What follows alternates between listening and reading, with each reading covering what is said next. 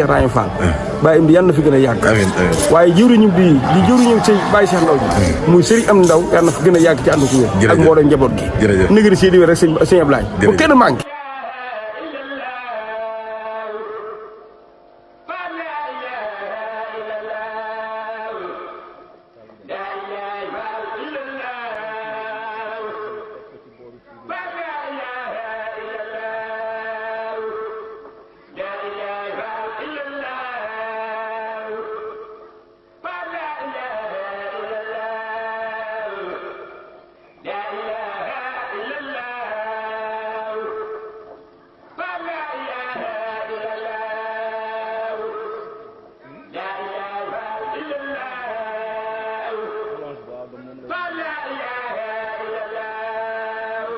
ak ñaan nag bu baax ci wéru bi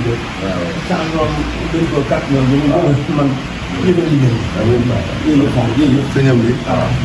a'uuzu billaahi mina shaytaani rajiim. asalaamaaleykum wa rahmatullah yéen ñi safoo seen bu mag bii di Mbéyeen TV Mbéyeen TV andil na leen émission bu bees tàq muy jotaayu xasida yi muy am 21h15 jàpp 22h ñu ciy ànd ak sunu invité ci diggante laaj ak tontu waaye nag ànd ak njàngum xasida mu neex lool te ànd ak wér jotaayu xasida yi nag ki leen koy présenté mooy seen mbokku taalibe Abdou Lahad Joxaane muy am lundi bu jot fii ci Mbéyeen TV bu ko kenn wuute. wasalaamualeykum wa rahmatullahi taala wa barakatuhu. mawlana muhammadin wa ndaw sëñam di Moussa Ndaw moo yónni woon si yasal bi ak sëñ Modou ñoom ñu ak ñu ñaan la baax liggéey boobu mu doon def ci liggéey bi ñu doon baax ndigal nga joxoon si tabaski waaw moom la ñu andi woon waaw andi nañ ko waaw dégg nga ne sëñ nee na xam naa ko bu baax a baax waaw kon nag alhamdulilah rek gën a yàgg lool parce que moom seen sëñ Babacar Ndaw di seen mbokkum taalibe bi mooy nuyoo ci siyaare bu baax a baax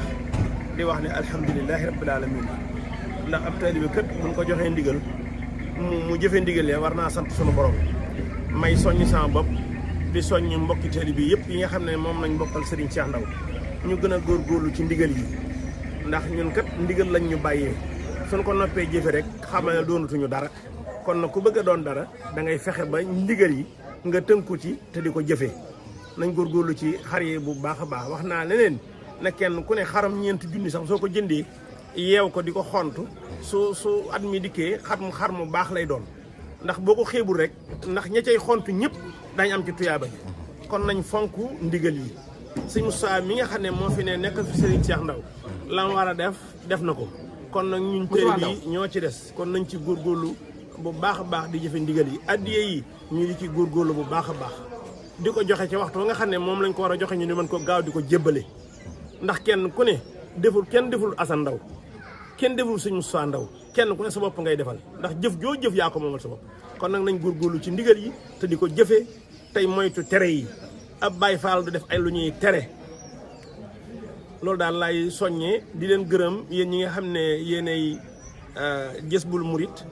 di leen ñaanal sunu borom gën leen a taxawal gën leen a yokk seen site bi ba ñëpp di ci abonné ci barke suñu toog ak ñoom Cheikh Fall wa an sirara xalqa wa rawaay wal jinne wa seytaane wal